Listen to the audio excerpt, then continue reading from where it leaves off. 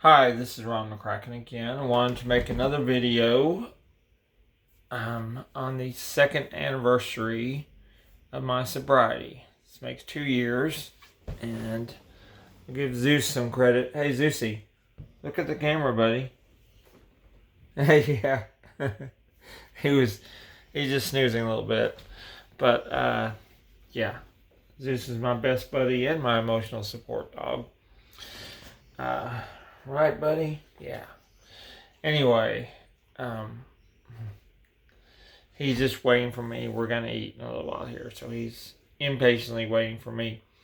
But on this 2 year anniversary of my sobriety, I wanted to share a phrase, share a Latin phrase that I heard quite a while back.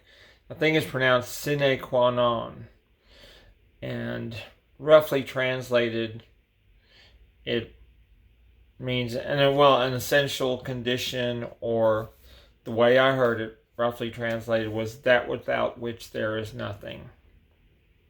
And I've mentioned in a few other videos and podcasts that I struggled with depression and anxiety disorder and ADD for a large part of my life, and then I was running the Boston Marathon in 2013. I ran 17 straight Bostons from 2001 to 2017.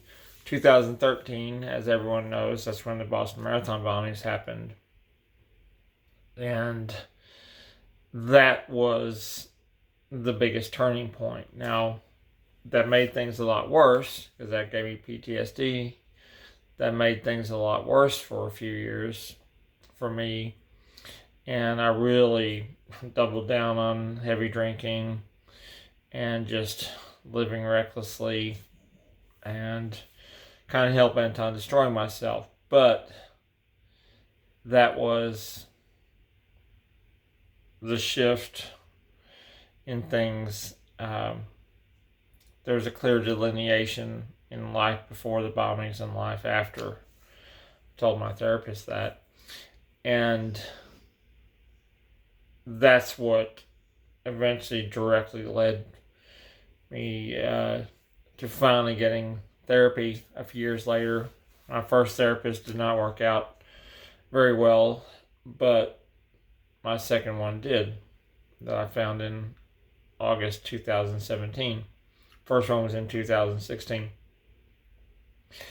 And basically what I'm trying to say is that without that Boston Marathon, without the marathon bombings, that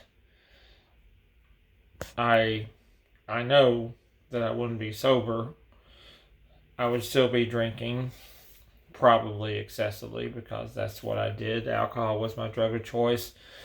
And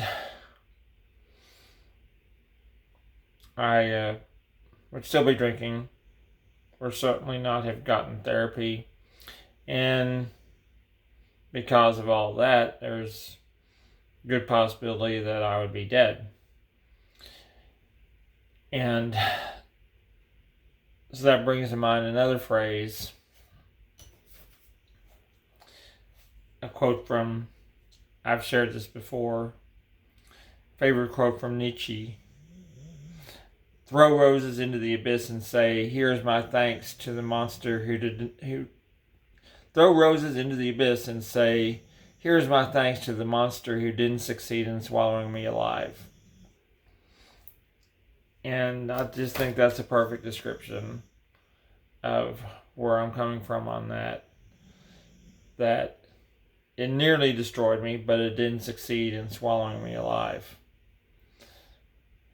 So I escaped from that abyss, and took a long time, and therapy is a lot of work. If you're really serious about therapy, I've been doing cognitive therapy for a few years now. If you're really serious about it, it's a lot of work. And I always stress that doesn't just happen. My therapist often actually gives me homework, but wanted to just share a few thoughts. I'm still in a little bit of disbelief about my sobriety. I'm thrilled with it. Today was a little bit of a bummer because I was really wanting to celebrate, and there's just not much going on. So I'll just celebrate throughout the year. But I keep this in the bag that I keep with me when I'm running, where I put my cell phone. I almost always have my 2013 Boston Marathon finisher medal in there with me. And that's a reminder of where I've been and where I'm moving forward. So there you go. And one more phrase I want to share before I go. I wish I could show you when you are lonely or in darkness, the astonishing light of your own being.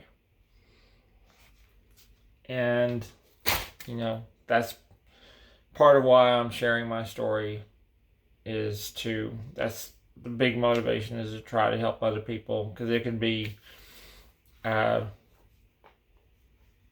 you're, recovery, I always say recovery is not a linear process, and it can be a really lonely journey too, and a tough journey. But I wanted to share that.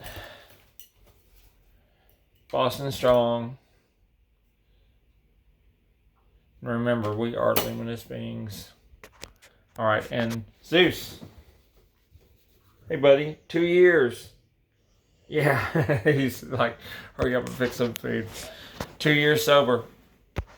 Boston Strong.